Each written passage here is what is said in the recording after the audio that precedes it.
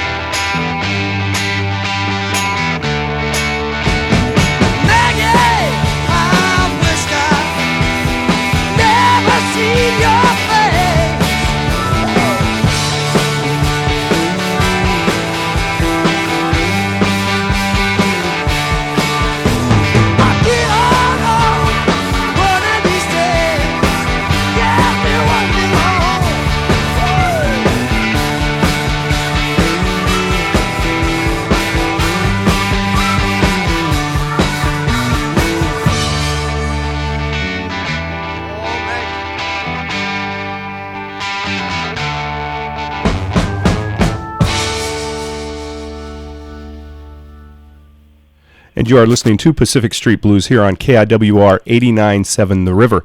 This morning we have a guest on the program, which I am personally very excited about the opportunity to spend some time with, Ian McLagan.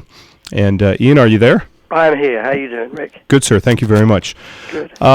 And as we talked about, Ian, of course, is kind of started your profession. Well, that's not accurate either. Your professional career started, as I understand, with the Mule Skinners, but that's right. Boz Burrell and the Boz People was, I thought, kind of interesting, and some of the listeners may recognize Boz Burrell, the bass player from Bad Company, was kind of the leader of that group. That's right. He was a singer then. He wasn't playing instruments at that time. He became a bass player, but he was a bit of a jazz singer then. It was a shooby-dooby-dooby, but a little bit too clear, a bit too what's the word? White for my taste. Not blue enough. Because I'm having a hard time imagining him singing that way. I mean, after. Well, I saw him for the first time in 20 years at least. Later November in England. Came to a gig I played in London with Kenny Jones from the Small Faces and Faces, and quite surprised me. He's looking well and playing well, and he's quite happy and healthy. So. Well, I noticed they're back on the road this summer, the full band of Bad Company, the original Simon Kirke and Paul Rogers and Mick Ralphs. Right, I don't think Boz is doing it, though. Oh, he's not? I don't believe so. Oh, I don't know what the politics are there. Yeah. I won't get into that. See, they're advertising. Yeah, they've been touring. They're touring again, I think, this coming year, yeah. Okay, yeah, because they're going to be down in our sister city down in Lincoln, Nebraska. Ah. But it's kind of interesting is about 2 weeks after the Small Faces, which was, just to give some perspective here, we're talking about, what, 1965? 65, yes. 65. Started, yeah. You were invited into the band, which consisted at that time, just for the listeners, Steve Marriott, who went over to form Humble Pie with Peter Frampton eventually, yeah. Ronnie Lane, who you have a long distinguished relationship with, and, of course, Kenny Jones, who eventually ends up the drummer with The Who. That's right. And so, as a musician, before we get into this, because I want to make sure the listener understands, you've gone through being a pop idol to being a rock star. Well, actually, I started as what I thought was a blues artist. Okay. My first band was a blues band. Then I was in this kind of a jazz-a-maroot. I mean, they were kind of Blue Note boys, which is, kind of good, but we weren't good enough. And I was not Jimmy Smith, and they were not Kenny Burrell, and, whatever. But the thing was, then the Small Faces, they may have been a pop band to the girls who bought the records, but to the fellas and anyone who came to see us live, they realized we were kind of a very bluesy R&B band. You know, we would stretch out on riffs and play live, and then we'd have to play the most recent hit record, you know. Uh-huh. And the records did get to be kind of pop and, well, very pop. And we would kind of twist things and turn, and, you know, things changed over the few years that we were together. Right. But we kind of encompassed all our styles eventually. Because I think in a lot of ways, from a listener that's not maybe necessarily familiar with the band, you guys kind of mirrored, to some degree, the development of the Beatles. Is that fair? Well, that would be a great compliment. The thing was, they were off the road and in the studio, and great songwriters. And the Stones, you know, in those early days, they were, you know, figuring, wait a minute, that's where the money is. Why don't we write our own songs? And a lot of bands, you know, were figuring that out. And we were just in the great position of being able to spend time in the studio, create, and have people buy our records. Uh-huh. And so eventually the band kind of, and again, I just know this from reading the book, so that's why we're on the horn today. Right. But the band experienced what a lot of bands went through in the '60s, which was LSD. And, yes. And it seems to me that had a profound effect on the sound that the band developed into as well, like it did with other bands like the Beatles or the Stones even, or the Beach Boys. Yeah, I mean, I don't think it was necessarily a good thing in any way. I mean, it was probably worse for the movie industry, because, I mean, you see films now that came out around that time, you go, oh, forget it, flashing lights, there's always a disco, you know, like a nightclub scene. But, yeah, I mean, it had a profound effect on Ronnie Lane and myself, and I mean, he found religion. I went back to drawing and painting, and got lost in the music. I mean, for a bit, but then it was a very serious sort of a left turn for everyone, uh-huh. And for some people it was great. I mean, musically, I mean, the Beatles did great out of it, and but it was exciting, you know, in that we were trying to find sounds and trying to sort of, you know, we were opened up in lots of ways. Well, when you go back and I know when you discussed in your book, which just for the listener's sake, when I refer to the book, I am referring to Ian's autobiography, which is entitled All the Rage. Mm-hmm. And just furthermore, so they know, a small plug here, the Bookworm bookstore on 87th and Pacific Street, I notified them of the interview today, and so they do have inventory. Oh, that's nice. Thank you. I really appreciate that. Because books are for reading, and this one should give you a bit of a laugh and occasional tear, but it will give you an insight. I got to tell you, the first time I read it, I was reading, and it's like, okay, he's talking about this rock star, and this rock star, and then it's this guy, and it's overwhelming, the people that you've played with and whose your career has intertwined with. Yeah, well, I think a lot of it is, of course, if you just take the right drugs and don't die, eventually you'll get to play with everyone. Yeah. Of course, a little facetious, but I mean, of course. I've been lucky, very lucky. And it's amazing. The second time I read it, like I said before we began to record the interview, I felt like I was getting introduced to someone, and by the time we actually spoke, I felt as though, you know, it's my friend. Hey, Mac, how's it going? You know. There you go. We have had a few emails and phone conversations, phone answering machine conversations. I wanted to ask you, in the book, you talked about the point where Ronnie Lane does eventually pass away. And on that day, you and I think it's your son. No, my brother-in-law. Your brother-in-law. Yeah. And you went back and listened to the small faces and the faces, and I understand that was an emotional point in time, but when you go back and you listen to the music that you recorded, how does it sound, and how does it feel, and what kind of, what's that like? It must be an amazing thing. Well, I still, on some tracks, I still think, oh, damn, why didn't I take one more pass at that organ solo or something? But you're always going to feel like that. It's, you know, but there's some, I don't know, it's difficult to describe the memory so much as you're back in that moment. I mean, that's what I enjoyed about writing the book, was being back in that moment for, you know, an hour or so, you know, suddenly you're recording Tin Soldier for the first time, and you can kind of smell the room. You know what I mean? I mean, smell is kind of real vivid.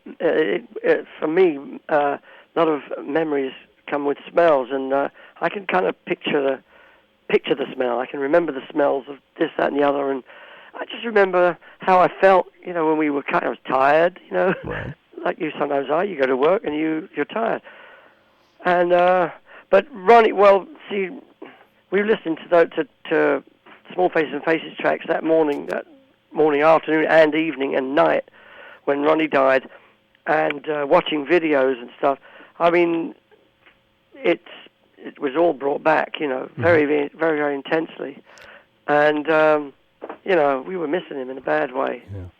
Well, I noticed on your album you did dedicate it to your soul brother, Ronnie Lane. Yeah. And that was a beautiful thing. And for the listeners' sake, and I want to make sure I'm not Americanizing your last name. McLagan. McLagan. Yeah, it's a swine. I should have changed it to Smith years ago. Yeah, McLagan. Okay. It's son of Lagan. Okay. For the listeners, we are speaking today with Ian McLagan, and we're discussing his latest album, which is entitled The Best of British, and that's out on the, I'll get this right here. I know it's distributed by, is it Bug Eye Music? No, it's Gadfly. Gadfly. I knew it had an insect in it. But, yeah. So we're speaking with Ian this morning. I'll call you Mac from now on. Mac, yeah. My friends call me Mac, Rick, and, if you want to be called something else, that's what I'll do, but I figure you must be Rick. Yeah, no. Okay. So we're talking about the Small Faces, and eventually, as you mentioned earlier, Ronnie Lane does leave the band. Steve Marriott left the Small Faces. Oh, I'm sorry. Yeah, I'm in the wrong version here. So Steve Marriott, how do you say it? Marriott or Marriott? Marriott. Okay, I want to make sure I'm getting the English versions here. Us Americans, we slaughter everything. Leaves the band and forms Humble Pie, and throughout your career, as discussed in your book, Steve left, Ronnie left, Rod left. It's got to be really... Time I figured out something, isn't it? Well, no, not at all. I mean, I think if you're in the business long enough, it seems inevitable. But I'm just wondering, it's got to be a huge emotional drain where you've got something going, your life, your career is in great shape, particularly with the Faces, and then one individual changes their mind, and all of a sudden... Your livelihood is jeopardized, and not only that, but a friend, someone you spent the last 5 years with, hanging out and drinking beers and whatnot. Right. And it must just kind of. Yeah, actually, I got to tell you, Rod and Ronnie left. Ronnie Wood, that is, left the Faces in November, December '75, and I haven't. Although I've had my own band since, I've never been in a band in the same way, as the Small Faces and the Faces and like the Mule Skinners and all that. It's never the same. I work with Billy Bragg, but I'm in his band, and my guys are in my band. It's not. I'd love to be in a band again, but I don't know. I'm the rotten end of 55 years old. I don't know if it's possible anymore to sort of start. Okay, guys, let's form a group. It's like there's not many Mickey Rooneys around here. Well, I got to imagine though, there's lots of guys in your position that are established names in their own right that would like to get together and just go out. Yeah, but it's the way it starts is it's the guy who lives next door or the guy you're at school with. Yeah. It's like, It's hard to form a band with a guy that lives in another country. Come over for the weekend. Well, actually, the funny thing is, I'm forming a band next week. We've never played together yet. Although, actually, having said that, it's Kenny Jones is the drummer. So, of course, I played with him for millions of years. One of the singers is Paul Weller. Sure. Who will also be a guitar player. I'll be playing keyboards and singing a couple. Noel Gallagher from Oasis will be singing and playing rhythm guitar, I presume. Wow. And we're just getting together for a gig in London on the 20th of April. It's a Steve Marriott tribute. Oh, okay. It's a rotten date because it happens to be 10 years since he died, but there's nothing to celebrate. But it is Adolf Hitler's birthday, so I figure we'll have a drink and a laugh because Steve would have loved the irony of that. Wow. But anyway, we're forming that little super group for for half a dozen numbers, and that'll be fun. Is there going to be eventually a album available, or? They're talking of filming it, but I mean, you know what these things are like. It sounds like a good idea.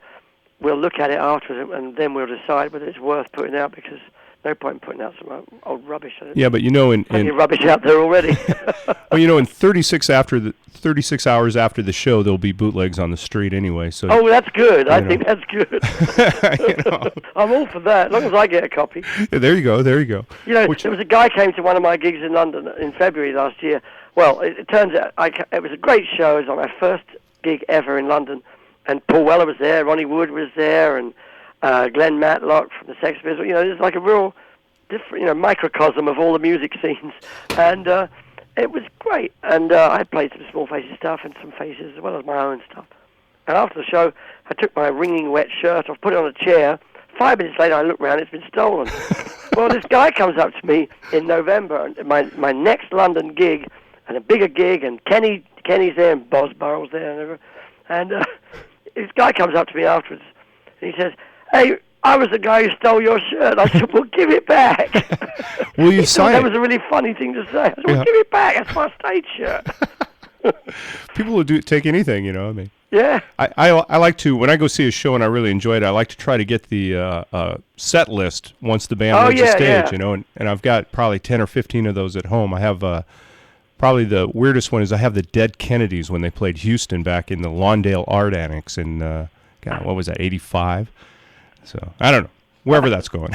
Well, see, now they're not so into. They're all computer printed. I mean, I have a Stones one from a couple of tours ago. They came through Houston and everything, and it's got all the tempos, you know, the beats per minute, and who brings it in, who takes it. I mean, Jesus Christ, they used to play and just like Mick would say, "Go on then," and Keith would take a solo, or Brian, you know. Yeah. Back then. Well, you know, I noticed watching the Rolling. I'm a big Stones fan, and watching the movie At the Max, he has the little TV monitors with the lyrics on them. Really? Well, God, you know. I'd never seen that. Mick? Yeah. It may have been just for that tour, because he never did it in 78 or 81 when I toured with him. And he had the, it said something about gold lame coat, and they were doing, it is the evening of the day. Prompts. Yeah, I mean, it's telling him where to stand, and it's giving him the first line of the song, and I thought, God, it's been 35 years. If you can't remember your own, I don't know. He's written a lot of songs, obviously, but yeah. I always thought that was kind of neat. Well, I tell you what, you go and see a Dylan show, he ain't got no prompts. He remembers all of it. He remembers word perfect. Well, but it sounds to me from reading your book that he doesn't do a good job of keeping his band informed about what his thoughts are. I mean, he just calls a song, and at one point... Bob's entitled to do whatever he likes to do. He is the god. He's the bard. Excuse me, not the god. But he is the bard of rock and roll. There's nobody like him, you know. Yeah. But he's definitely on another planet when it comes to mundane things, you know. Well, before we go into Bob Dylan here, because we're totally off my outline of how this interview is going to go. That's okay. We're having a good ramble. We are. I hope the listeners are following and enjoying as well. But I wanted to play some music off your new album, which is entitled "The Best of British." Which it's actually Best of British. Can I explain the title? Yes, please do. Because when they put it out in Germany, the record company kindly said, "Oh, we have changed the title from Best of British. We figured everybody was thinking it was a best of album, so we changed it to Turn Faces." And I said, "Oh yeah, what does that mean?" Anyway, Best of British is a shortened version of a greeting that you say, or a parting few words you say to someone if you want to wish them the best of luck, like good luck with something. You say, "Best of British luck" is actually the full expression. And so Best of British is what it gets shortened down to. And my dad was the champion of Great Britain in 1928, roller skating, amateur champion nonetheless, and there's a photograph of him on the cover, and so he is the best of British, but it's also a song that I wrote, which I wrote for my son, Lee, and I'm suggesting that he is the best of British, and he is. But the German company were great. They said, "Oh yeah, we moved the skater off the cover." I said, "That wasn't a skater, that's my dad." They kind of missed the whole point, didn't they? I think so, yeah. Well, let's listen to this off the album entitled Best of British. We're going to listen to the title track, also the opening track called Best of British. Thanks.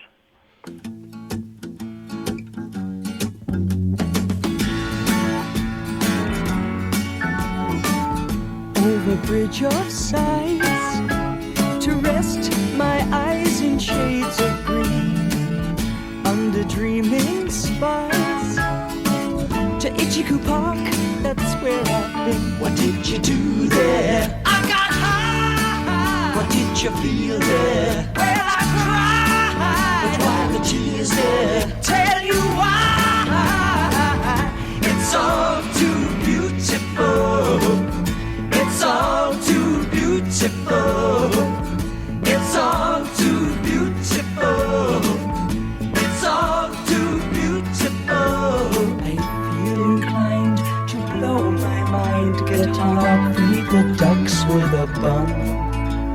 They all come out to groove about, be nice and have fun in the sun. Tell you what I'll do. What will you I'd like to go there now with you. You can miss out school. Won't that be? Why go to learn the words of fool? What will we do there? We'll get high. What will we touch there? We'll touch the sky. But why the tears there? I'll tell you why. It's all too beautiful. It's all too beautiful. It's all too beautiful. It's all too beautiful. I feel inclined to blow my mind, get hung up, feed the ducks with a bun. They all come out to groove about, be nice and have fun in the sun. Too beautiful.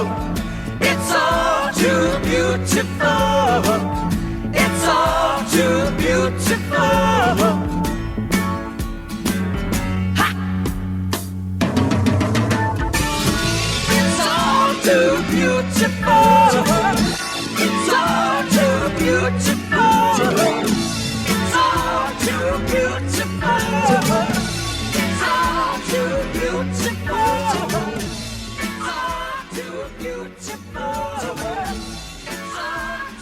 And we are back with more of Pacific Street Blues here on KIWR 89.7 The River.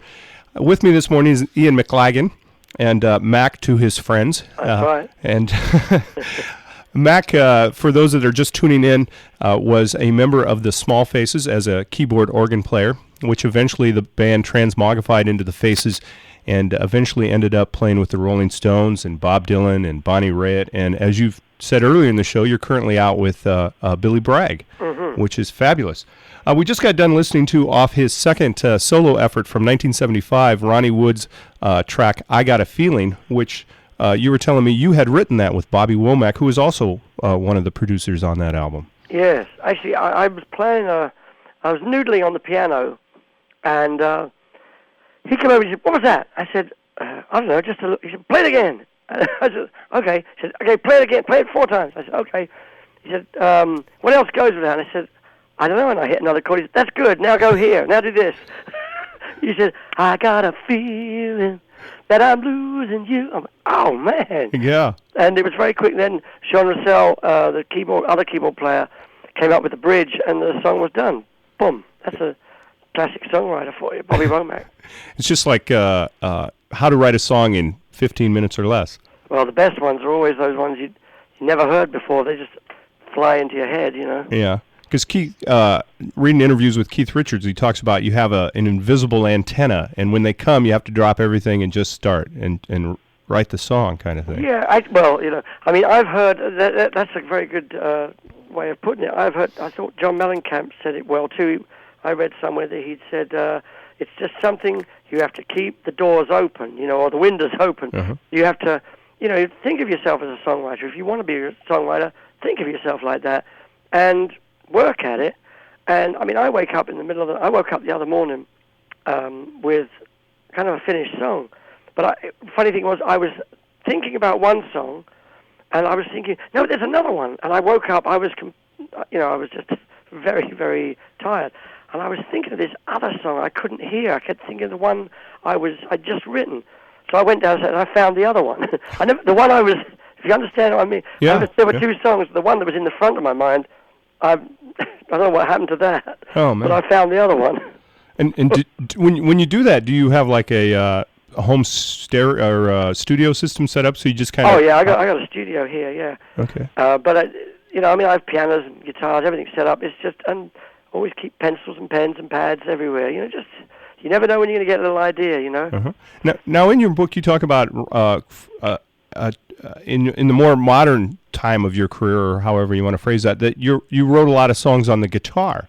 But Yeah. most people are going to recognize you as a keyboard player. How do you decide which instrument you're going to write with?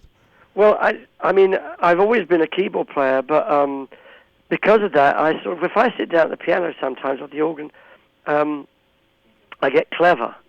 I get in the way of myself. Whereas if I pick up a guitar, I can only play chords anyway, and there's nothing. I don't get distracted by actually becoming a virtuoso on the instrument because it's not possible for me.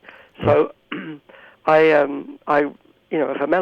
I think of a melody, I can just pick it out on the guitar, and then I go to the piano. I can go backwards and forwards, but I try not to get too clever with it and just let the melody tell me where it's going. Okay. And then do you find do you have like a set pattern where you say in the book that you're up with the lark, so I figure you're in the studio by 8 a.m., breakfast at 9, back in the studio by 9? Well, there's no routine. I mean, actually, the other day, for the first time in a long time, we had a party here at the house and went to bed very late and slept until noon, which is unheard of.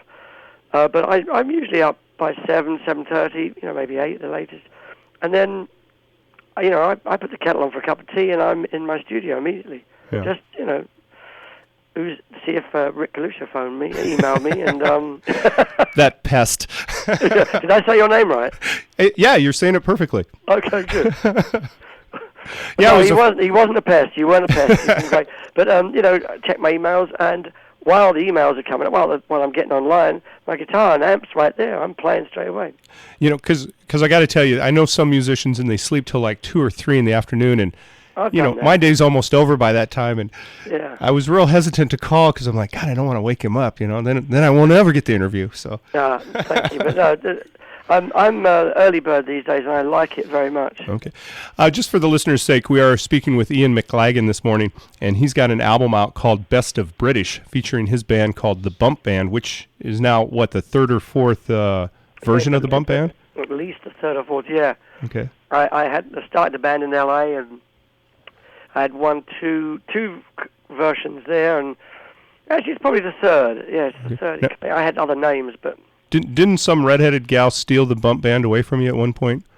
She did, Bonnie Raitt, yeah, God bless her. Well, she took us away from my solo career, and we became Bonnie and the Bump Band for a while and toured. And sadly, it was the lowest point of her career. I mean, not musically, but financial and recognition. Because we made 2 albums, but the first album we made with her, Green Light. Green Light, yeah. Was a brilliant album. I mean, she still, thinks fondly of it now, and I do too. We did some good work. But that was great. I think 3 or 4 years. Okay. We worked with Bonnie. And her career kind of blossomed with the release of... pretty much as soon as I left. No. It doesn't figure. Well, she did that album. She got 6 Grammys on it. Yeah. Something About Love, John Hyatt track. Yeah, nothing. Now we're both on the hook. Oh, yeah, Something About Love. Everybody, isn't most pop songs, but Thing Called Love. Little Thing Called Love. Yeah. Little Thing Called Love. Okay, we got it. Crazy little. Yeah, whatever.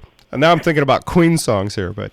Well, let me ask you this: in your career, which again, only halfway through, by the way. Yeah, well, I'm looking forward to being there to watch the second half, and I did see you live one time that I'm aware of with Rod Stewart down in Lincoln, Nebraska. It must have been about, I want to say 3 or 4 years ago. No, it was 93 or 94.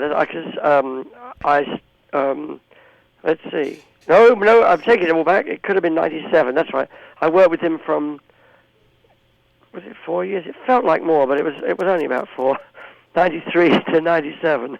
Okay. And I do remember that day because Lincoln, I don't know how it's doing now, but it was looking pretty depressed back then. Yeah, I think it's doing well now. There's a real, I think like it my impression is, like, in the last 4 to 5 years, Omaha and Lincoln have just exploded in terms of population growth.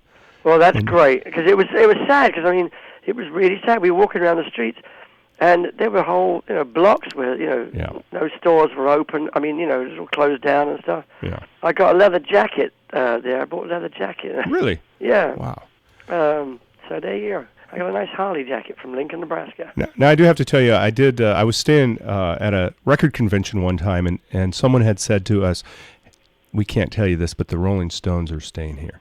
And that was all I needed, And so the bartender says, "Yeah, they fly in about 2:30 in the morning." And so me and a couple guys stayed up, and the band walked through the foyer. It was the Ritz in Cleveland. Oh, yeah. And Charlie Watts was the last one, and he's seems to me to be a really outgoing guy and stop and talk to anybody, and just very approachable. And I mistook him for you, and it was so embarrassing. I'm like, "Mac," and he says, "Oh no, it's Charlie." Oh wow! And so that was my embarrassing moment with Charlie Watts. I bet he was pleased. Yeah, but it seems you can't you can't tell whether, I mean, you probably can, but for the average person that meets him, you can't tell whether he is enjoying the moment or whether he's just he's very British, I guess you could say. Yeah, but see, Charlie is the absolute gentleman. Yeah. A nicer person you have yet to meet. I went to England once to do television or something with Ronnie Wood, so I was staying at Ronnie's house. This is about, 10 years ago or something more, and this huge posy of flowers, a huge vase of flowers arrived for me from Charlie. Wow. It was a very, very sweet thing. Sorry, I won't be able to see you on this trip. Welcome back to England. It was so sweet. And he seems to have when you guys bump into each other, he seems to have a kind of a common greeting. What are you doing here? Yeah, what are you doing here? Oh, it's very makes you feel very welcome. What are you doing here? Well, let me ask you this. Throughout your career, and for the listeners, because we have to continually remind, because people tune in and out, we're talking to Ian McLagan this morning, and Ian started off in a band called the Small Faces, which in America, most Americans are going to recognize the hit single here, Itchy Coo Park. Yeah, that was our only big hit. Yeah, in America, but in Britain, it was pretty huge, right? Yeah, oh yeah, we were the I was going to say hot shit, but we mustn't say that on the air. No, but we were we were warm excrement to everywhere we played, and we had a lot of hits. We had a lot of number ones, and Tin Soldier's probably my favourite of all the Small Faces tracks.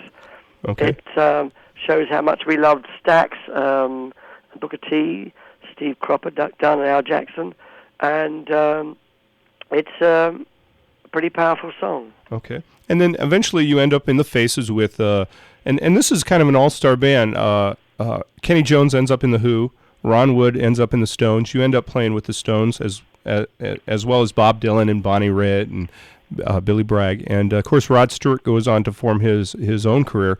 Rod Stewart goes on to get a tan. Well, so here's where I'm going with my next question for you.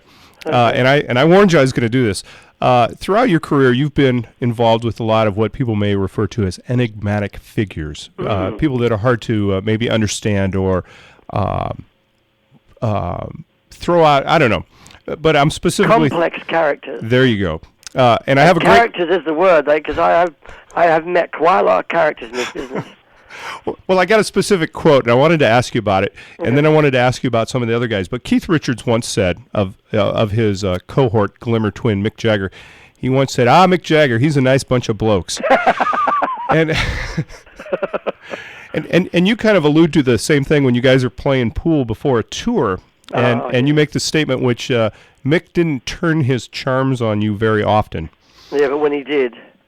Yes, I forget how I finished that line, but the last couple of times I've seen Mick, and he's probably read my book by now, but neither he nor Rod will admit to have read it or to have purchased it. Sure. I know all of Rod's band have read it because they email me, and they've all loved it.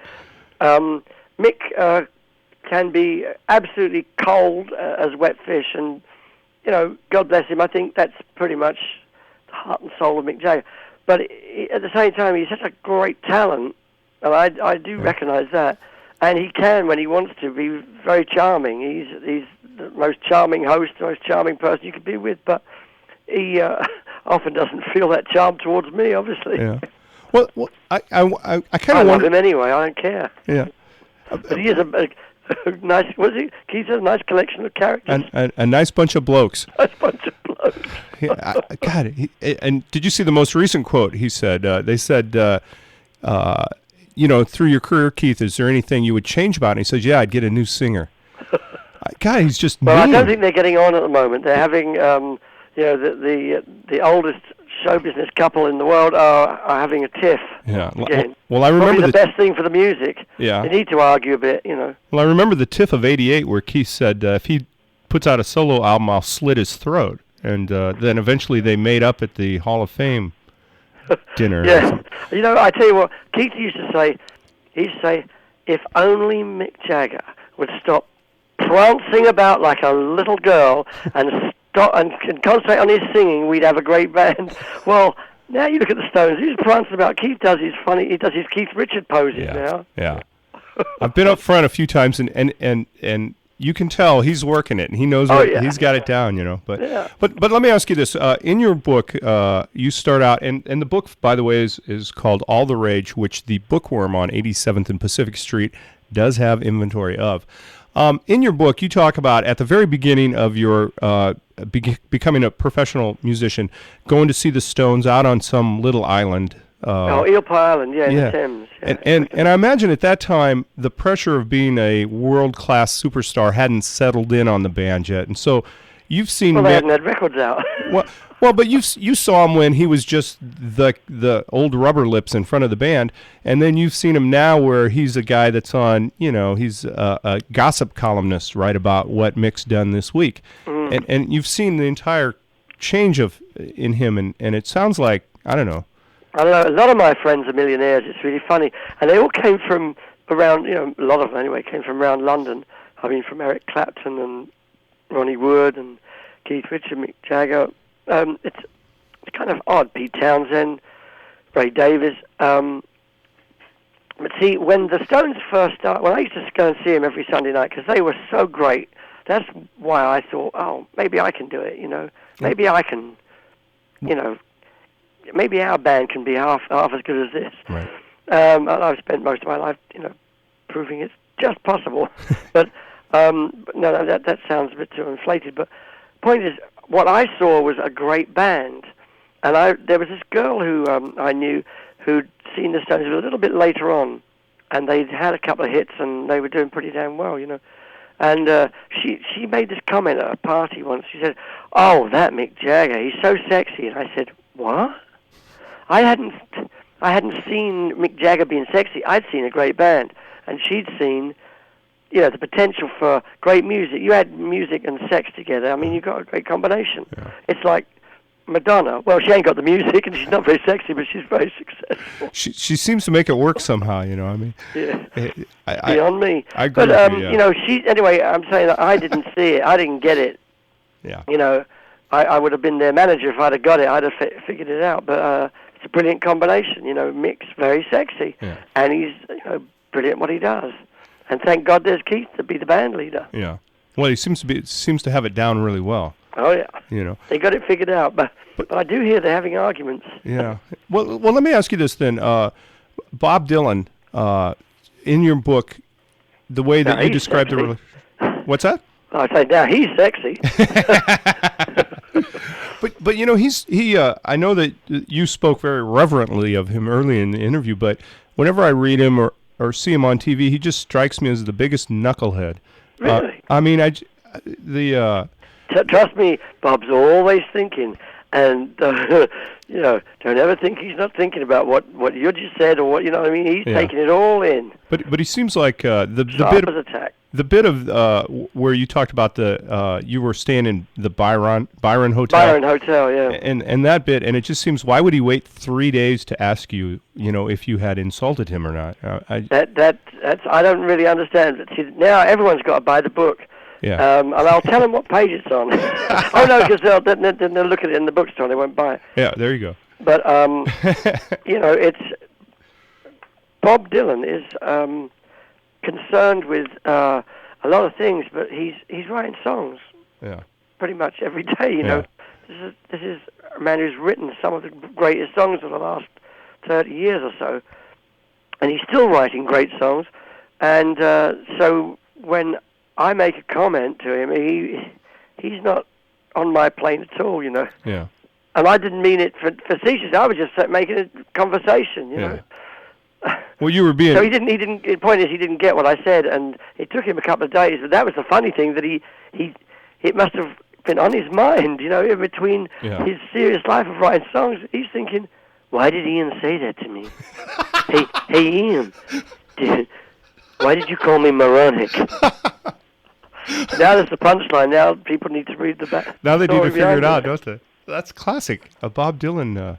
That's good. See, there's 100 books written about Bob Dylan, but I'm still waiting for one that tells it like it is. I mean, the guy is talk about enigmatic, talk about elusive. Yeah. Well, I always love the interview where they're interviewing him, and it was like 1966, 1967, and the interview guy says, Mr. Dylan, how many singer-songwriter folk musicians are there like you out there? And he kind of rubs his chin and he says, 36. I thought that was a great answer, because, who knows? Yeah. But so there's no one quite like him. If I can continue to pry on your private life a little bit, then you spent 5 years in the Faces with Rod Stewart.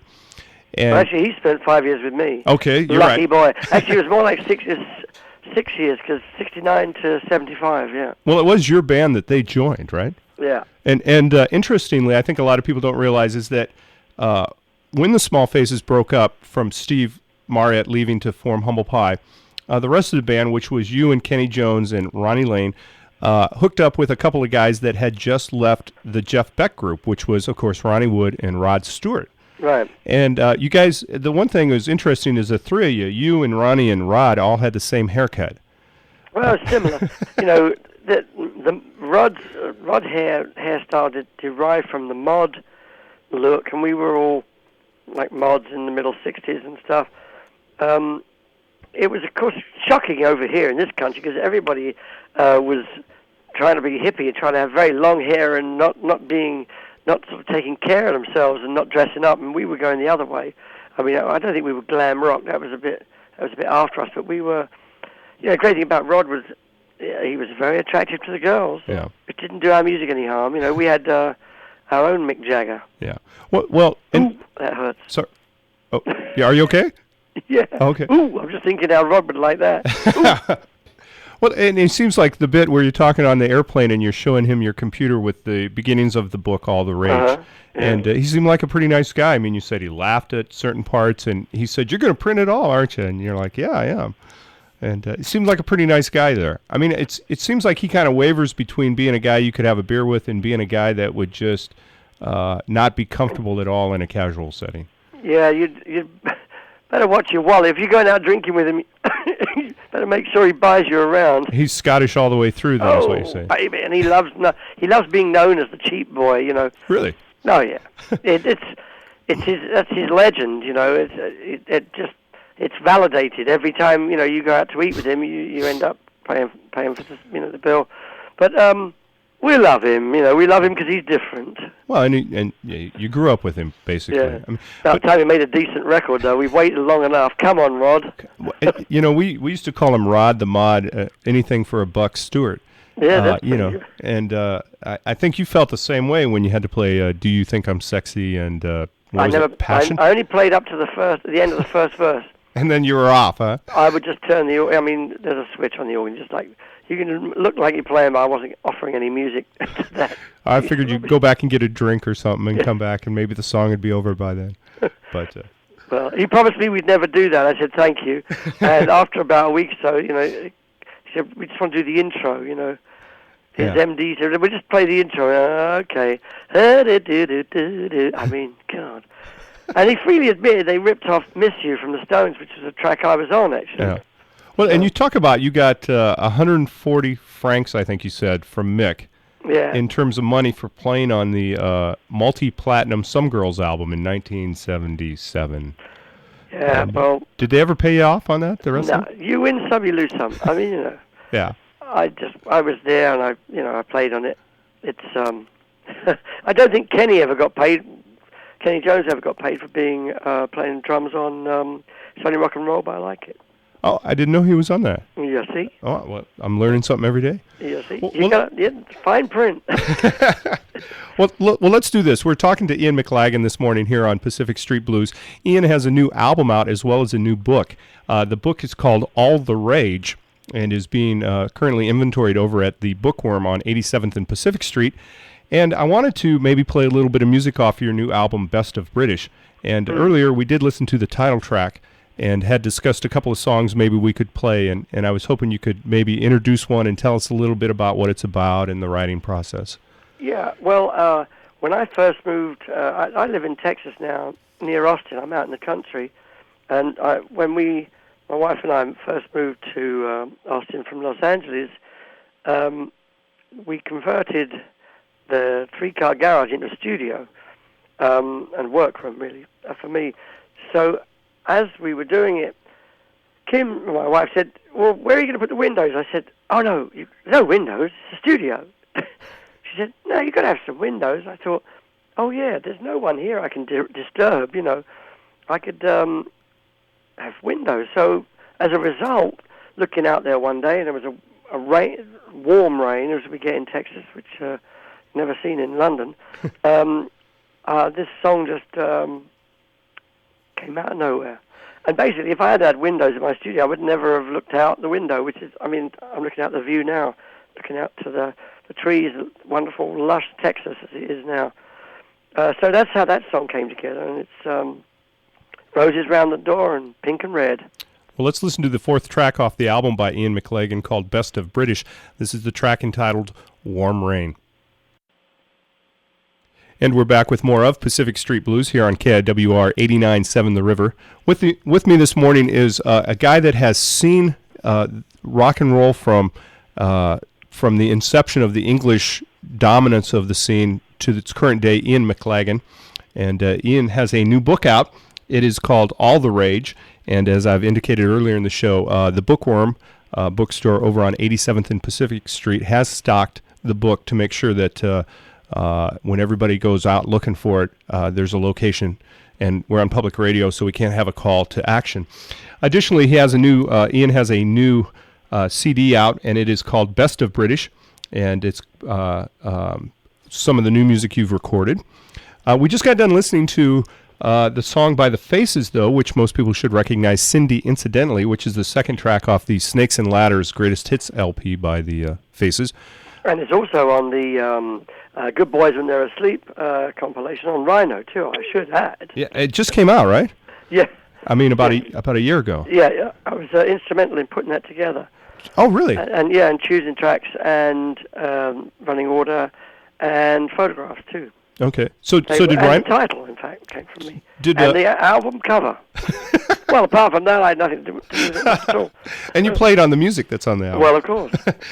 Does Rhino just call you up and say, hey, we're doing this box set, can you be our consultant? Or? Well, no, but I actually met Gary Stewart and Rhino through Billy Bragg. They're old friends, and they wanted to meet me because they had no way of getting in touch with me. They said, we're thinking of doing this Faces single CD best of, you know. And I said, oh, what songs are you putting on there? And he showed me. I said, no, scrub that one. Put this on there. He said, oh, okay, that's a good idea. And so we exchanged numbers, and eventually I gave them a selection. Plus I also mixed a track that had never been released that they discovered in the vaults called Open to Ideas, which is the closer on there.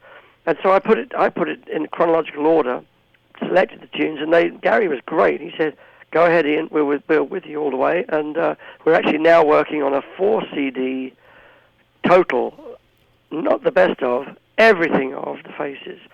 Wow. The A-sides, B-sides, some live stuff that no one's ever heard. And I'm currently working on that. In fact, I'll be going on the road next week with something like 25 CDs of stuff I'm listening to, of outtakes and bits and pieces, you know. Wow.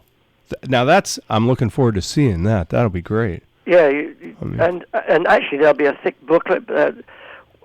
Warner's and Rhino together. I mean, they're really getting behind this. They want to do their best for us. So wow. it's time the faces were shown to be the wonderful genii that we were. The genii. Geniu. Well, the faces. Let's talk a little bit about the faces, since I'm just going to throw my questions out the window here. But yeah, we'll try and come back to them. Just throw me a curve anytime you like. I'll just keep them in the back of my mind, you know. Yeah. But now the faces were a band from, I think, 1970 to 1975. 69 to 75. Yeah. Okay. And so while you're probably wondering, though, I guarantee you're probably wondering how all these musicians all came from London or around all at the same time. You know, can I ask that question? Okay. Mac, what I've noticed is that there's an amazing amalgamation of talent that came out of London and started the rock and roll scene. The Stones and the Faces and your band and Eric Clapton. The English blues scene. The English blues. Yes, that's right. Well, you know, I have theories, but and other people do too. But what actually happened was the English music scene was absolutely rubbish at the time.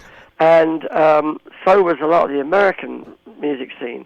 I mean, we'd had Elvis and Chuck Berry and Little Richard and Jerry Lee, and all of a sudden it's Fabian and, you know, dull music. And England, we had Cliff Richard, which was exciting, and then he went all kind of normal and boring. And but what, you know, there was a few people who discovered Muddy Waters and Jimmy Reed and Howlin' Wolf, that there was some really great music had always been going on that was never popular. When we started to hear all that, a lot of young kids who were at art school had the time and contacts, it seemed, to find this music, to hear it, and that has since changed. You see, the government changed. The Conservative government threw out all these grants for young kids to go to art school and technical college and whatever, and now you can't. You go from school to work, mm-hmm. and there's no interim period, and that's what was so great about it. We actually had a chance to loaf off and paint, and do whatever, and the scene, the music. I mean, unfortunately, a lot of those great old guys have died now. But I had the chance. I mean, imagine this. I had the chance to play with Howlin' Wolf on 3 separate occasions, with Little Walter, and with Sonny Boy on 2 occasions, just because I was an up-and-coming musician and loved the music. I wasn't particularly good, but, the Yardbirds were back in Sonny Boy Williamson, but then they'd go off on tour, they became famous, and so they'd have another band, and then another band, and then here we were available, and we got to play with some of these giants, I think it was just a question of timing. Yeah. So it was just the right ingredients all kind of came together? Yeah, and those guys aren't around anymore. The kids aren't listening to anything older than, they're going back as far as the Small Faces maybe and the Beatles, but, no further than that. Well, you bring up a couple of questions there, because I noticed that the Small Faces, which was a mod band, and so this is a 2-part question. One, can you explain to the listeners, Americans, which may not know what mods were? And number 2 is a lot of the Brit pop bands from now, like Blur and Supergrass, and I think to some degree Oasis, draw heavy from the Small Faces. Draw heavily from the Small Faces, yeah, and the Beatles. But the mod thing was as much a reaction to the way people dressed. I mean, in England, well, like in America, pretty much you dressed the way your father did. There weren't clothes for kids. It's strange to picture it now, but if you wanted to buy a red jacket and green trousers, you could. Over here they were selling them for the golf course, but we had nothing like that in England. In fact, some of the fashions actually, some of the mod plaid jackets and stuff were perfect for the American golf courses at the time. But nobody in England, everyone was dressed in black, navy blue, or grey, dark, miserable colours. There was no money for clothes. There were no clothes for kids, Uh-huh. It changed in about 63, 64, and all these young kids who were ready to, to dress, like that, suddenly these clothes were found from Italy and whatever, and great shoes and great shirts and jackets and stuff. And then, there's always a divide, like there was the Stones and the Beatles, there was the Who and the Small Faces. So in fashion, there was always a divide, in England anyway, between the mods and the rockers, or the Teddy Boys. It's always going on. It's like, Oasis and Blur. It goes on again, and whereas it doesn't mean anything to me, when I was a kid, being seen as, obviously being a mod was the thing to be, Well, I'm getting some feedback here, but I can hear you. Okay. The name Small Faces comes from a mod term, right? Yeah, face was a mod, yeah. It meant like a young upstart, a geezer, a character. Okay. Someone you'd say, oh, he's a face, Yeah. And you guys were all, what, like 5'5" or shorter? We were between 5'5" and 5'6". Okay. No one's shorter than 5'5" and no one taller than 5'6". We were meant for each other. Hence the name Small Faces. That's right. Now, the movie Quadrophenia, which stars your friend Sting, is that somewhat accurate? Hey, my friend, just like that. Well, name dropping. Well, I mean, you met him when you saw him. I've met him a couple of times. Yeah. I mean, he knows who you are. I mean, yeah, he does, yeah. So. And I know who he is. And he was a huge Steve Marriott fan, Really? I didn't know that. Yeah. And I know that you played quite a bit on the same circuit that Andy Summers was playing on back when he was in what Roots. Slim? He was in Zoot Money's big roll band. Okay. but so to get back to my question though, is that movie Quadrophenia, is that an accurate depiction of the mod lifestyle going on in London back in the early '60s? I've never seen it, actually. You're kidding. No, I'm not. But the thing is, I've seen excerpts, and yeah, it looked like, because I was, we have these bank holidays, August bank holiday, and they were just like an extra day, like we're having for Easter. People don't go to work on the Monday or so. And I went down to the coast, to Margate, one of our seaside resorts, and basically it was going down there for a fight. I mean, I didn't go down there for a fight, but we just, when we saw what was going on, we just got the hell out there. But yeah, it was a confrontation. Yeah. Some people like to fight, I never understood that urge. I have fought, but I'm not very good at it. I don't. Not something. I'm a lover more than a fighter. I think I'm like your friend that you referred to on your new album. I'd rather than fight. If you know what I mean. There you go. And people are going to have to check out that new album by Ian McLagan, which, how's that for a transition? Pretty damn good. Which is entitled Best of British and just recently released. Now, one of the questions, I'm looking for my notes here. You were around, and you referred to this just a second ago, but your band was around, and you guys were open for The Who back before they were really... The Mule Skinners, yeah. Yeah. Yeah. And so I mean, I think it's got to be overwhelming for most listeners who grow, like myself. I grow up and it's like, I love the Stones and I love the Who and I love the Faces. And you were in a situation which probably about 10 million people would have traded with you in a heartbeat, which is you were there when it was all started and when it was big. You've been there from day one with all this and a part of it as well as... I mean, I was very lucky to... Well, it was a very explosive time, but I remember seeing the Who at the Club Narique, and the band I was in, we opened for them. And all I remember was, like, as I recall, and probably Roger will tell you different, because memory's a funny thing, but I remember them all slugging back whiskey and taking blues, which were uppers, French blues. But I remember they put on such a dynamic show. I mean, I was embarrassed the fact that we'd opened for them. It was so great, so brilliant. Just dished it out. I mean, scary. So do you ever look back at your career, and you said you're lucky, but, I mean, when you look back at it, how do you, I mean, it would blow my mind. You've been in, as the guy says on the back of your book, Noel Gallagher says, Ian was not only in one great band, but two. The Jammy Barton. Yeah. But do you ever look back and realize the magnitude of what you participated in? Does it I not until I wrote the book, until I worked on the book, and I didn't sort of get I'm getting it more from, people like yourself who are telling me that. Yeah, I don't sort of think of it in those terms. I mean, yeah, it is pretty. I mean, I'm more thrilled at the fact that I got a chance to play with Howlin' Wolf and Sonny Boy and Little Walter. I'm as thrilled, and I got to meet Muddy Waters, and Willie Dixon. Mm-hmm. And see Jimmy Reed play live. I'd have given anything to see Buddy Holly play live. I met Little Richard. It's fantastic. These people are they loom large in my life. And always will. Well, what impressed me in the book, as I got to feel, as I began to get a feel for the character, you in the book. That you're still to this day a fan. I mean, when I rehearsed for a day with Bob Dylan and Mick Taylor and the other guys in the band, and at the end of the day, this guy comes over to me. I didn't even know who he was at the time. He said, "Hey Mick, Bob wants you to do the tour." I didn't even know there was a tour. I don't know what. I was just figured there was something by it. I didn't know where the tour was. I said, "Oh really?" He said, "Yes, European tour starts in 4 days." I went, okay.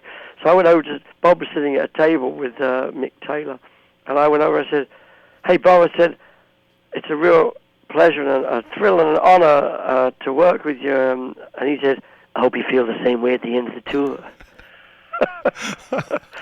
Now, he knew something, didn't he? Yeah. What? I mean, no, it totally was an honor, a pleasure to work with that genius, you know.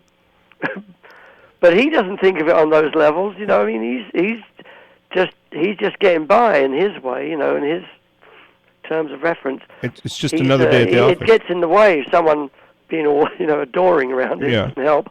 Well, let me ask you about that, because people that you've worked with, like Rod or Mick Jagger or Bob Dylan. Yeah, it must be a thrill for Rod, mustn't it, working with me? I'm sorry. People that have worked with you in the past. But these guys, they can't go down to the corner pub and get a beer without being mobbed. Yeah. And I would think to some degree, particularly as you've settled into Austin a little bit, you can enjoy the neighborhood. Yeah. I mean, you're just Mac, the guy that lives down the hill. Oh, yeah. I mean, people know, but... I know occasionally, Kim and I were out eating in a restaurant, a place about 20, 30 miles from here, the other week, and this waitress came up. She said, "I know you." And I said, "I don't think you do." She said, No, I know you." And we sat down. She said, "You're..." Oh, and she kept coming back, "You're Dudley Moore." And I said, "I'm not Dudley Moore."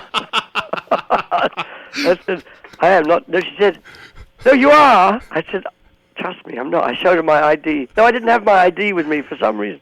I said, "I really am not Dudley. If I were Dudley Moore, I'd tell you. I'd be happy to be Dudley Moore, but I'm not." Yeah. So she had an inkling, but she just couldn't figure it. Yeah. No, I've been confused with Dudley Moore a number of times. More often, I'm told I am Rod Stewart, and I said, "No, I don't think so." But you've got to enjoy that a little bit to have the anonymity. Yeah, I do. But also the opportunity to make a living, and I would assume a decent living, pretty good living, making music. It's been up and down, and I'm doing fine at the moment.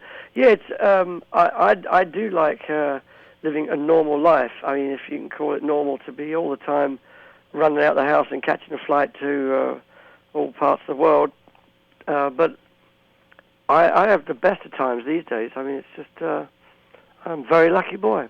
Well, I spoke to a couple of neighbors of yours a couple of weeks ago. Really? Tommy Shannon and Chris Layton, which I don't know that they're my neighbors. No, I didn't mean literally. I'm sorry. Yeah. But we ended up kind of on the same conversation, which is, they would go out and Stevie, when he was alive, of course, Stevie Ray Vaughan would just couldn't go out. Yeah. And yet, these guys can go out, and not only can they go out, but in Austin, where everybody knows who they are, they still can go out. Yeah. They're and just... but no one goes... The great thing about Austin, they've seen a lot of musicians here, Yeah. So you don't get people going crazy, but the nice thing about it, people come up and say, "Hey, I really like that work you did with this person or that." But people are real easy. It's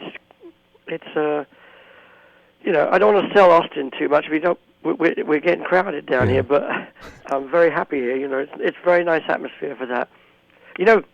People used to say, I used to hear this all the time, "Oh yeah, I'm going to Austin." And I say, "Why would you go to Austin?" They say, "Antones." You know what they say now? "Yeah, I want to go to Austin. I just think Lance Armstrong is so great." Isn't that brilliant?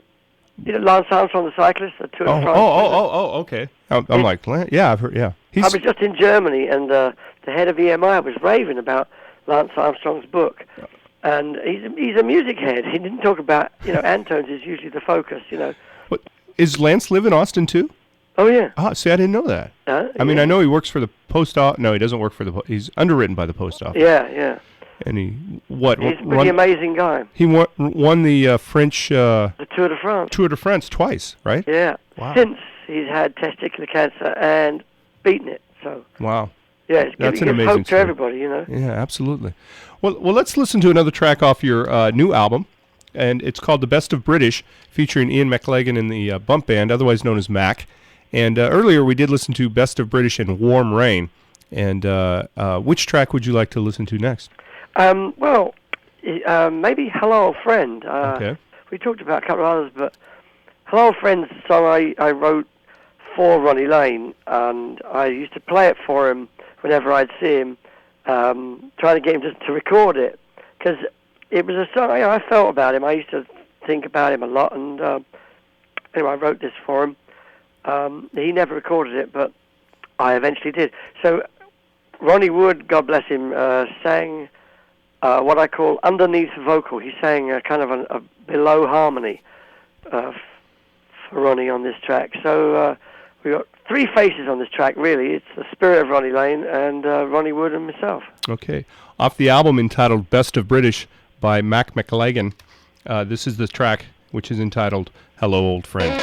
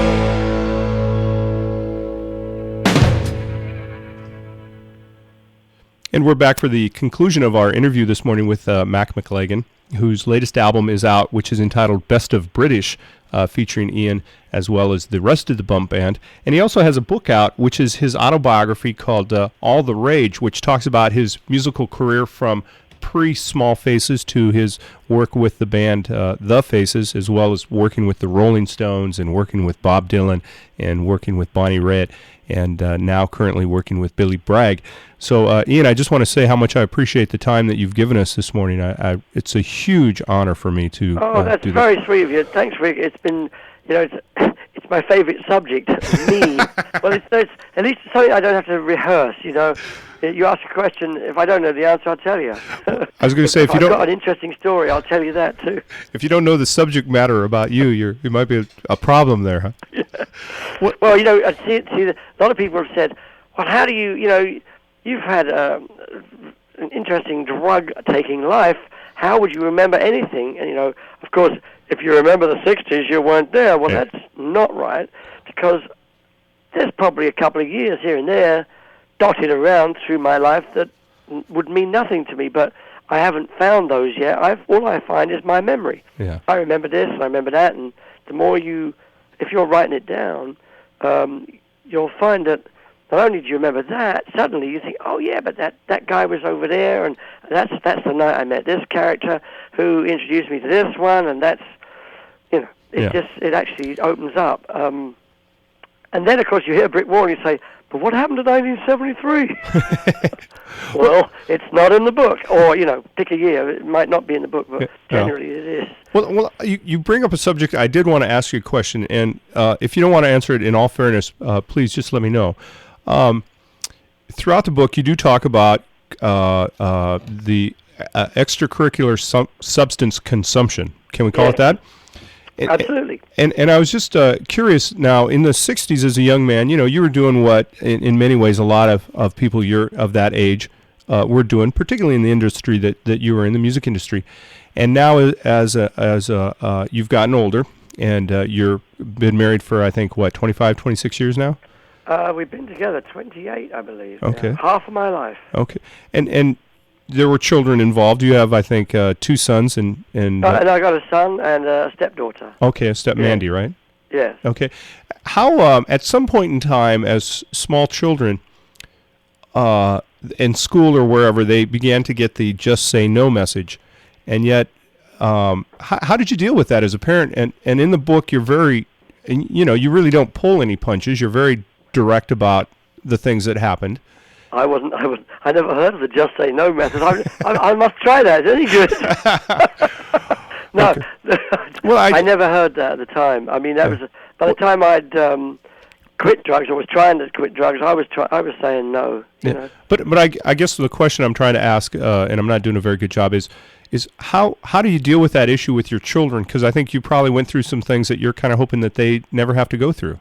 Yeah, I mean, not to go into their involvement with drugs, that's their private matter. But the thing is, we kept it completely apart. We kept it separate. Okay. And never, Okay. Years and years go by, and questions. Then, there was some mention of, that's why there was often an ashtray upside down. We never figured that out. Okay.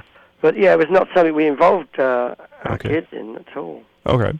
Well, that was thank you for the answer. You certainly didn't have to. I appreciate it. One of the things I wanted to make sure that we talked about on our show today is on the show we've been spending a lot of time with the album Ronnie Lane Live in Austin.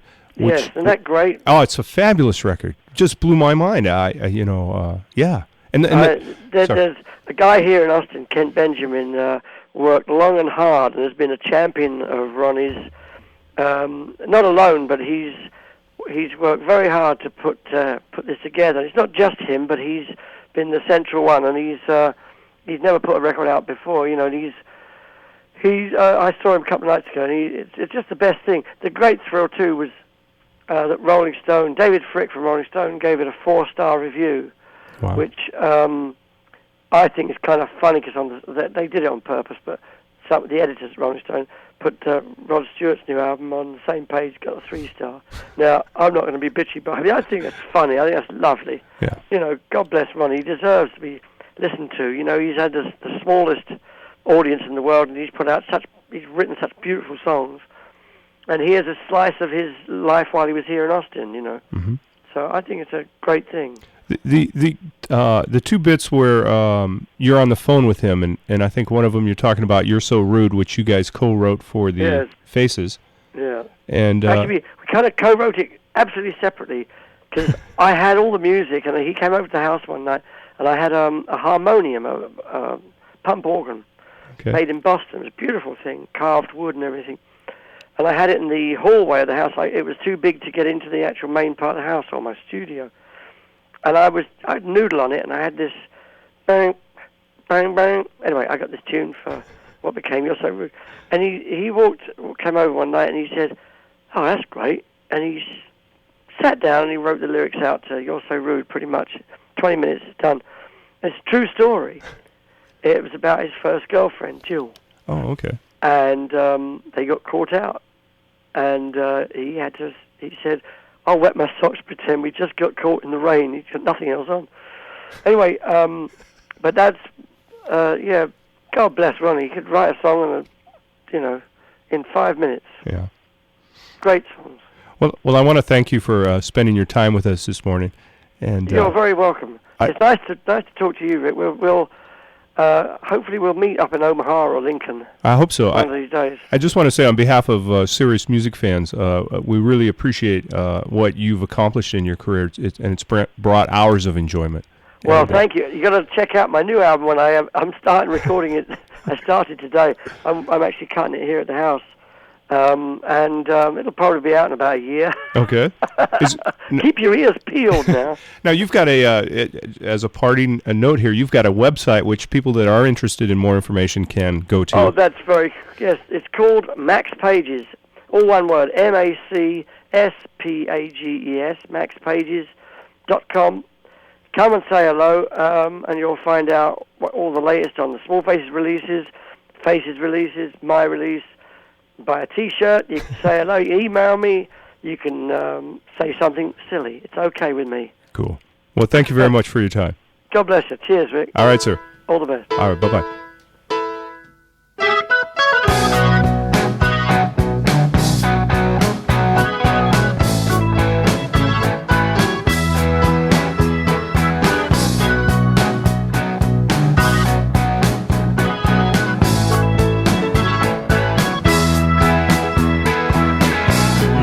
She likes you, she thinks you're swell. Got the makings of a dance hall girl. Your low-cut frock and your bird's nest hair, stiletto heels and the way that you swear. She said to take you back to see my folks again. On Sunday,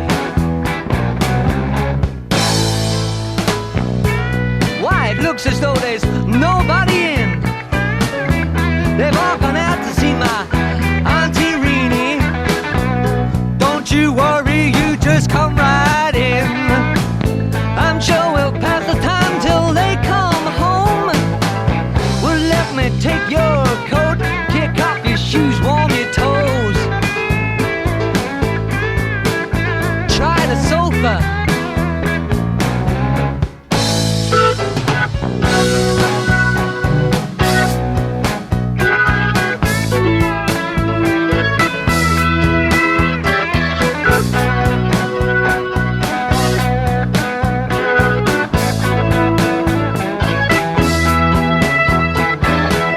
It's getting dark, we'll miss the late night bus.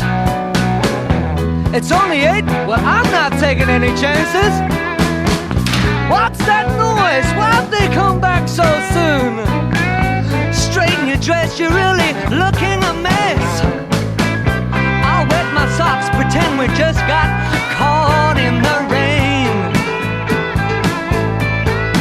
Oh, you're so rude.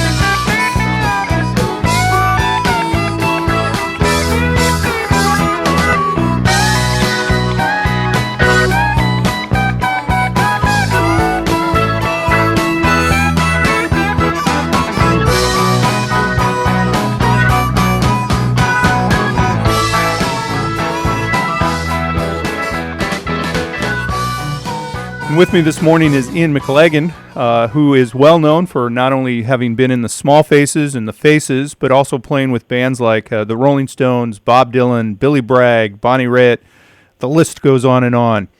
Hopefully, and continues to go on. That's right. Now, last time we talked to you, you were just going to go out on the road with Billy Bragg, and so I imagine you're back off from the road for a little bit. Yeah, was that in September? Whew. Well, I go out with him quite a lot, you know. Yeah. Well, we went to Australia in September. Had a good time down there and caught the beginning of the spring, which was very welcome. Okay.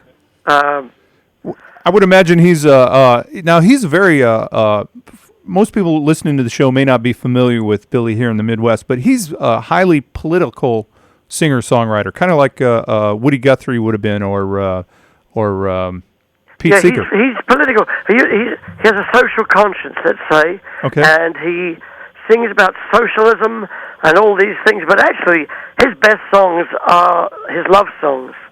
And in some way he manages to bring social consciousness into love songs. He's very, very clever, or it's unwitting, whatever. He has a very, very big heart, and his love songs are very touching. Okay. Yeah. If you ever get a chance to listen to Saturday Boy, okay, it's the most amazing song. It'll break your heart. Well, and he just had a double CD compilation come out on Elektra here in the last couple of weeks. I can't remember what the name of it is, but I'll throw some music in so the listeners get a chance to hear it. Yeah, I can't remember the title either. It's basically Billy Bragg's greatest hits. Exactly. Although they weren't necessarily hits, but they're songs you need to know. I like the way he does that Don't Walk Away, Renee, and he talks while he's playing. I think that's a pretty clever way to take an old song and make it new again. Yeah, we do that as a duo when we tour. I play piano behind him on that. Okay. Now, for those that are kind of learning about you for the first time, let's go all the way back and talk a little bit about the Small Faces, which was your first major. Well, actually, it wasn't. You were with Boz and the Boz. I was with a couple of other bands, but we made records but didn't have any success. Yeah. But when I joined Small Faces, they'd already had one single out when I joined them, and I was a fan. I liked it. I liked the look of them. I liked the way they sounded, and so I was thrilled when they asked me to join. I couldn't have been happier, you know. And for those that don't know, again, probably the biggest hit that they had over here in the States was the Itchy Coo Park. Itchy Park, yeah. Tin Soldier also did quite well soon after that, but we didn't have. They were the only hits, if you can call it that we had here. We had a few number ones in England, and we were the hot potatoes of our time. Well, and kind of that cross between the innocence of pop music of the Beatles as it came into psychedelia. You guys were kind of right on the cusp of that movement, weren't you? I mean, yeah, kind of. I mean, we were basically we loved soul music. We loved the blues. Our instrumentation was based on Booker T and the MGs. Basically, Booker's always been my hero, and Cropper was Steve Marriott's hero. Ronnie Lane loved Duck Dunn, and Kenny loved Dow Jackson. So that was our band. But we played kind of. Well, I suppose it's called power pop these days. I don't know. It was pop music, but with a soulful feel to it. Okay, and it kind of fit into the mod. Well, era we that were was going. mods. So yeah, you were the definitive mods, weren't you? Pardon? You were the mod band for quite a while. Yeah, us and the Who. Yeah. Really, yeah. And so. You're happening in London, and it's all coming together, and then Marriott splits in a rather nasty way to form what, Humble Pie with Peter Frampton? He just had enough. He wanted to try. He wanted to get heavy, so Okay. he formed Humble Pie, and he went heavy with Pete Frampton, and we got Rod Stewart and Ronnie Wood to join the band. Not a bad trade. Not bad at all. But 2 for 1. You know, that's like less money all around. And they had just come from the Jeff Beck group, I take it. Yeah, they were still with the Beck group when. Well, actually, Ronnie Wood wanted to join up with Ronnie Lane and work on songs, and when they did that, Kenny and I kind of said, hello, this sounds good, and then Rod joined after that. Okay, and let me ask you this, having lived inside that bubble of incredible pop music and adulation, and reading your book, which incidentally is called All the Rage, you just have to be crawling the walls at a certain point where you just want some sanity back in your life, don't you? No. Fair enough. What do I do with it? You know, when I say to my wife, "Oh, this drives me mad," she says often under her breath, "Not much of a drive." You can walk it.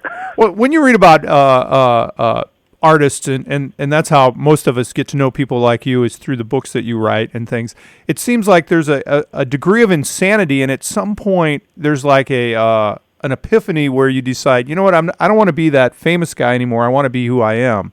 And then it kind of seems to change a little bit where the artist is more accessible, the music is less poppy and more serious, more of an art form. And maybe I'm seeing too much into this. Well, I don't know. I think times change, and fashions change, and all of a sudden you're not the hot potato, as I mentioned before, that you were before, and it's wake-up time, which is always very healthy. Right. You know. Yeah, I don't know. It's hard to tell from the inside. Yeah. What? I mean, I'm sitting here in Texas, just loving my life right now. I'm just the happiest I've ever been. We've been here 9 years, and I think I hope to die here as a very old man. Very, very old and healthy. I'd like to die like the peak of health, and then suddenly, goodbye. Quickly. Real quick. Yeah, painlessly, please. Well, you're living down by Austin, and I know occasionally you participate in the South by Southwest Music Festival. Oh, I always play during South by Southwest. Okay. I usually play the Wednesday night. In fact, I will be. It's this coming Wednesday. Wednesday, March 17th, St. Patrick's Day. Okay. Is the release date of my next record. Okay. Now, I want to ask you, in your book, All the Rage, which is now, I believe, available domestically for a long time. It is. Okay. The scene in the book that sticks with me the most, and there's hundreds of them which are great, but it's the one where you're with, I believe it's your grandfather or your great uncle, and he has your picture. Oh no, it's my uncle. Yeah. Yeah, and Uncle Ned. And so your band, the Small Faces, were very famous at the time, and as I recall this, you and Ronnie Lane got into the car and drove to where your Uncle Ned lived. And well, we were in Dublin playing a show with Small Faces, and I'd told Ronnie about my grandmother and my grand and Uncle Ned, and because I used to spend my summer holidays in Ireland as a kid, see. Right. And here we are in Dublin. Well, the journey, when I was a kid, the drive, it was a train from Dublin and then a bus ride, and it would take most of the day. And it was actually only 60 miles, just over 60 miles. And I'd lost track of, distances. Right. And as I'd grown up, I still thought it was a long way. And he said, well, why don't we got the afternoon off, we could go and see your gran. I said, oh, it's miles away, And he said, how far is it? I said, 60 miles. He went, come on. So we got in a cab and surprised them. And first thing she said when we got there, it wasn't so much as, hello, Ian, how you doing? It was, go and fetch Ned. He's in the pub across the way. My Uncle Ned was a bit of a drinker, and he later sobered up in later life, and he got off the booze. But anyway, he was a happy drunk. But I went across the street, and there he was on his own, leaning into the bar in the darkness, and I motioned Ronnie to stand one side, and I stood on the other, and I said, like a pint, Ned. And he turned round, and the tears came to his eyes. And he said, oh, he's a honky. Anyway, he opened his jacket, and on the inside of his jacket was a photograph taken from a magazine of myself, pinned to his jacket. I mean, he had no idea. We hadn't seen each other in some years, Right. So it was very touching. I thought he thought a lot of me, and I thought a lot of him. I still do. I think as we get older, my children, I've got a 5-year-old and a pair of twins that are 2, and you develop that appreciation for family, and I guess that story just, it touched me somehow where I've never forgotten it. It's a beautiful thing, He wrote me a letter just before he died, which was apparently, according to my mum, was the only letter he'd ever written, and he basically told me, he bared his soul to me, and he told me things he told nobody else, and I treasured the letter, and it's gone. I don't know, I swear, I'm doing my studio up at the moment, and moving things around and discovering all kinds of things, and I'm just hoping against hope constantly that I'll just find it under in a book or something. Well, it's probably on the back of that Some Girl's gold disc that Mick has yet to send you. No, that's the Some Girl's platinum that I sold. Sorry. I wish I'd have been around then. Where was eBay when we needed it? Well, you know what? My the one I treasured was the Faces gold record for Not As Good As a Wink, and I sold that when I was broke, and it's come up on eBay twice since, and I don't know, I couldn't afford it now. Wow. I've seen it actually with, I recognize, I remember it, but I've actually got a photograph that, maybe I should mount the photograph. There you go. There you go. Well, let's talk a little bit now. You've gone out and toured with the Stones extensively during the 70s and I think the early 80s. Yeah, at 78 and 81. Okay. Yeah. And that had to be some wild times as well. I mean, hanging around, that's the ultimate rock bubble, I would think. Compared with the Faces, the Stones are just pussycats. Well, I read the book. It's all calmed down now. It's all, private jets and vans. And, especially now, actually. I went to see him in Houston a few years ago now, but and sat in with them. But the dressing rooms, everyone has their own dressing room. Woody and Keith has one. Mick has his own. Charlie has his own. And it's all very, they get there in the afternoon, and, they sound check, which I can't remember us doing more than twice on the tour, and they go on stage, at the crack of 9 or whatever. Yeah. I mean, Keith would always, when I would tour with him, Keith would just be they'd be wondering where he was, and he'd be sort of asleep on a sofa, and they had to wake him up, go do a gig, and he'd be, they're constantly late. Now it's like business, Well, they're making so much money, I mean, God. Yeah, aren't they? They're printing it. Well, did you see the Forbes magazine they printed about it, the article they printed before their last American tour? No. I mean, if you calculate this American tour... Not a magazine I usually read. I don't either, but, the Stones were in it. They've grossed, since '89, $2 billion. and to put $2 billion next to rock and roll, it just doesn't make sense. It's amazing. And Mick's getting his knighthood this week, isn't he? Yeah, he is. And I'll bet Keith is just pissed off his head. Yeah, he is, yeah. I mean, just going I read crazy. that in the paper. But, when up to a few years ago, one of the swag guys, one of the merchandise guys told me that they get a semi-truck full of their, it's not just swag, not just T-shirts and baseball caps, it's leather jackets, suede jackets, houses in the country. They're selling cars and everything. And, they get rid of a semi-truck full of swag every single gig. That's just crazy. That's just free money to me. Yeah. But I'm happy to sell a T-shirt, a couple of CDs at my gigs. Something going wrong with my career. Well, let's talk a little bit about selling T-shirts and selling books and selling CDs. Tell us about your website. Here's a plug.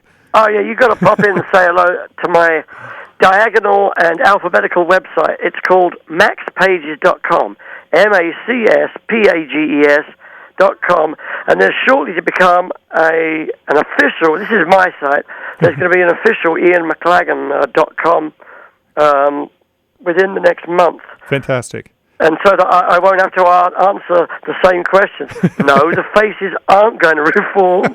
No, they're not going to tour, et cetera, et cetera. Yeah. But yeah, you got to come and say hello. You can come to my cyber pub. I think it's the only one on the web.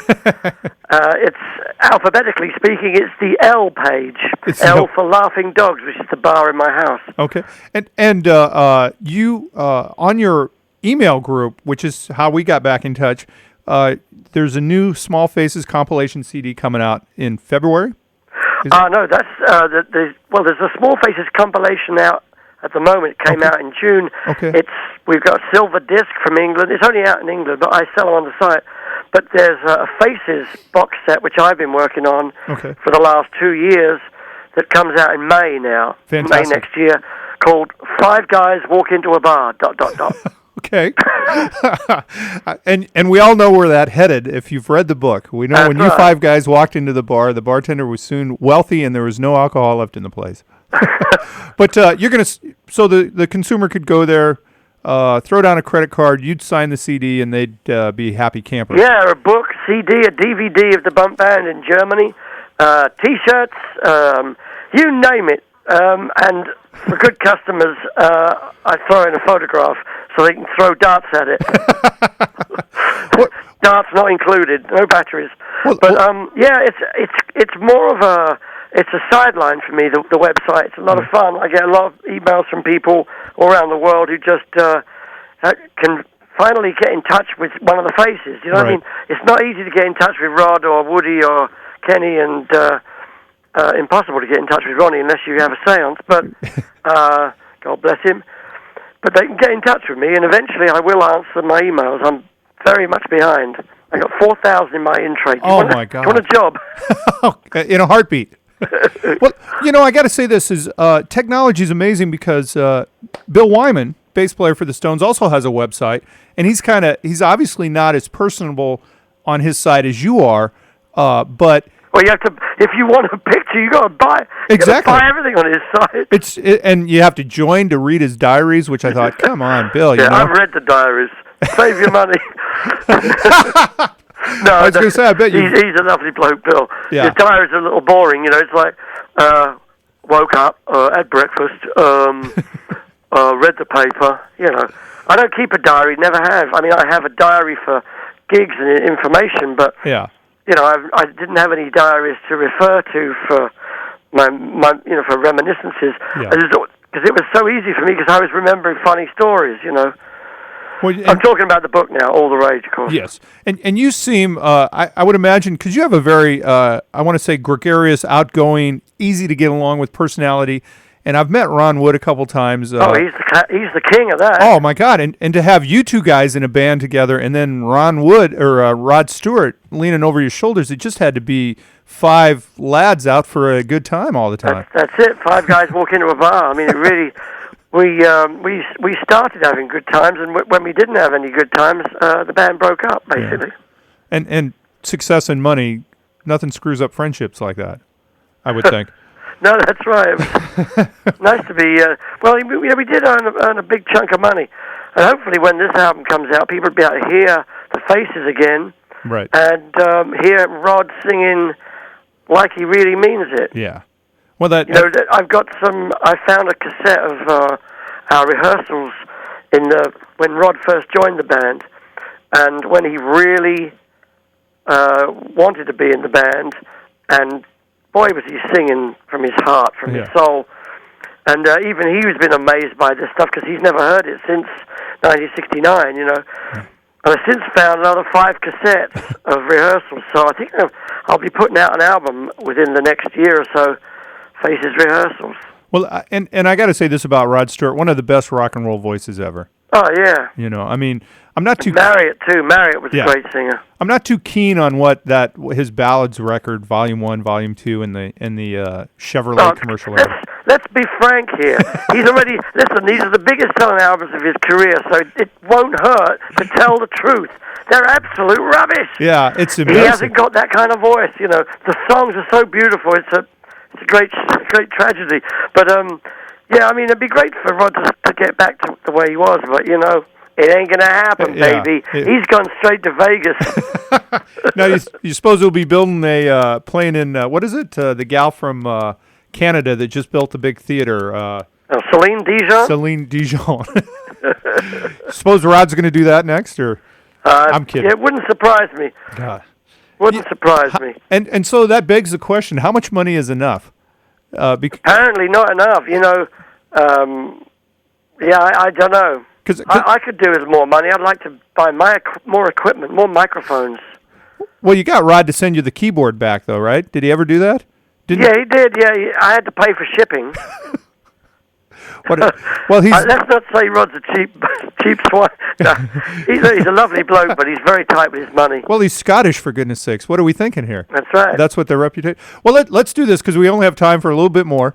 Your music. Now, the last album you put out, and I know it's got the your father's on the cover. That's right. Competitive roller skating. He was the best of British. He was champion skater of Great Britain, 1928, I think it was. Okay, so I know you've got hopefully it's like a 10 CD Faces live unreleased box set coming. But other than that, as a current performer, and you've got your own band, the Bump Band was for a while. Is that still the name of your own band? Yeah.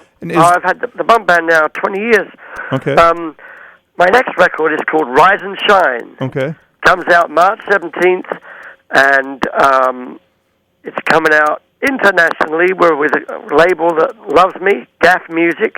I think you're going to hear this one. This one's going to be heard a bit more than the last one. Best of British, kind of, I'm very pleased with the record, but we didn't get much distribution with it. This one is going to get around. People are going to hear it, I think. Okay, and so that comes out with your debut at the South by Southwest Music Festival. Yeah. Kind of I'm playing a few gigs in Austin in January, February, and March, and then April I'm going to be doing a little solo tour around the States. How do we to promote the album? Okay. And doing some readings. How do we get into that? How can we bring you to Omaha? Well, we'll keep talking. Rick, if it's at all possible, I'd love to do it. God. I'm trying to figure out, Barnes and Nobles. Yeah. Some of these places have a little upright piano, Right, and a little stage, and I've done a couple like that, where it's as much fun for me as anybody. I get to play a couple of songs, chat with the audience, play another couple, answer questions, sign books, sign CDs, and generally have a nice early evening, Well, I think we need to make sure that happens because, if you think about it where you are, you're talking Dallas, Tulsa, Oklahoma City, Kansas City, Lawrence, Omaha, Lincoln, Sioux City, Minneapolis. That's a pretty good route. Okay. Let's do it. By the way, what's the weather going to be like in April? It'll be fine. You know what? The snow is usually gone by St. Patrick's Day. Oh, good. And so you're probably talking about mid-50s and light jacket, but nothing. I mean, definitely better than it would be in the north of England, I'll tell you that. Oh, yeah. Boy. So, I don't miss English weather.